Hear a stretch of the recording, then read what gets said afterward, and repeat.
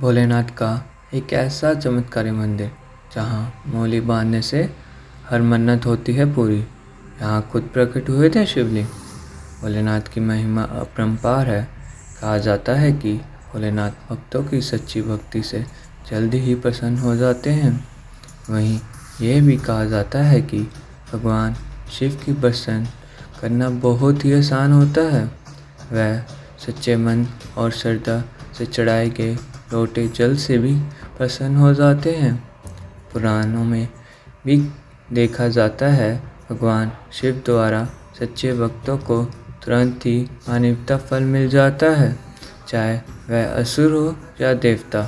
इसी प्रकार आज भी सावन माह में लोग भगवान शिव की पूजा अर्चना कर उन्हें प्रसन्न करते हैं और कई तरह की विधियों से उनकी पूजा करते हैं। ऐसे ही भगवान शिव का एक चमत्कार पंजाब के मंदिर में देखने को मिलता है। यहाँ आए हर भक्त की मनोकामना पूरी होती है। इसी के साथ रहस्यों द्वारा बताया जाता है कि मंदिर में आने के बाद कहीं यहाँ से खाली हाथ नहीं जाता और कई तरह की विधियों से उनकी पूजा करते हैं। ऐसे ही भगवान शिव का एक चमत्कार पंजाब के मंदिर में देखने को मिलता है। यहाँ आए हर भक्तों की मनोकामना पूरी होती है। इसी के साथ रहस्यों द्वारा बताया जाता है कि मंदिर में आने के बाद कोई यहाँ से खाली हाथ नहीं लौटता। यहाँ मौजूद शिवलिंग खुद प्रकट हुए थे। हम जिस मंदिर की बात कर रहे हैं, दरअसल वह मंदिर पंजाब के राजपुरा का प्राचीन शिव मंदिर है।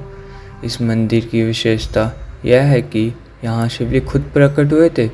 शिव के इस प्रचार मंदिर के साल भर भक्तों का तांता लगा रहता है, लेकिन सावन और शिवरात्रि पर यहाँ विशेष महत्व होता है। यहाँ लाखों लोग अपनी मन्नत मांगने आते हैं। भगवान भोलेनाथ का यह मंदिर 550 साल पुराना मंदिर है। मान्यता है कि यहाँ आए भक्तों की कोई मुराद खाली नहीं जाती। मंदिर प्राचीन मंदिर है, 550 वर्ष पुराना मंदिर है। जहाँ पे ना पहले ग्वाले गौएं जाते थे। एक गऊ ना जहाँ पे आके दूध की धार देने लगी, तो वहाँ पे दूध देती थी। ग्वाले सोचने लगे भी यहाँ पे एक गऊ दूध भी कहाँ गिर चढ़ाती है, पता ही नहीं चलता इसका। जब उसने उसका पीछा किया गऊ को देखा उसने कि गऊ वहाँ पे दूध धारे दे रही थी।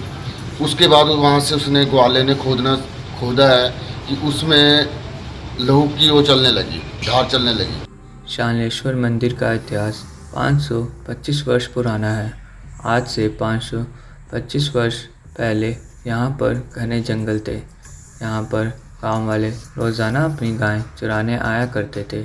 इसी जंगल में महंत श्री कर्मगिरी जी बड़े वृक्ष के नीचे तपस्या किया करते थे।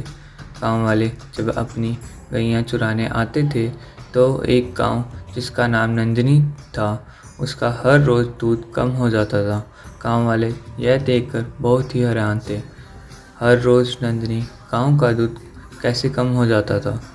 इस बात का पता लगाने के लिए गांव वालों ने नंदिनी गाय का पीछा किया तो देखा कि एक हिस्से के झाड़ के नीचे नंदिनी गाय की दूध की धारा अपने आप शिवलिंग पर बहने लगती है।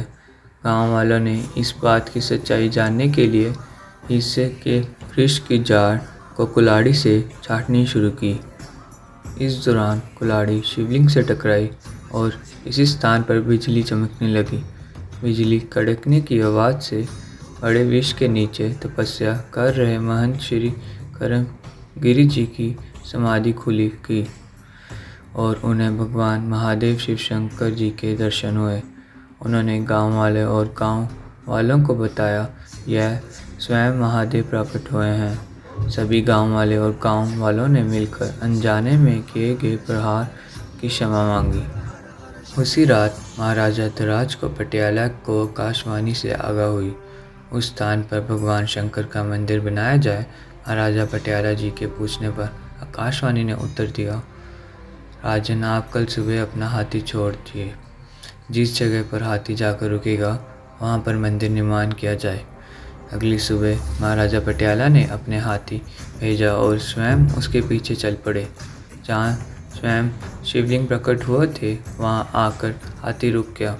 महाराजा पटियाला ने उस जगह मंदिर का निर्माण करवाया। मंदिर का निर्माण पूरा होने पर मंदिर के महंत श्री करमगिरी जी के संबोधित किया गया। उसी समय यह मंदिर शालेश्वर महादेव शिव मंदिर नलास के नाम से प्रसिद्ध हुआ। कहा जाता है कि या शिव कैलाश में या शिव नलाश में।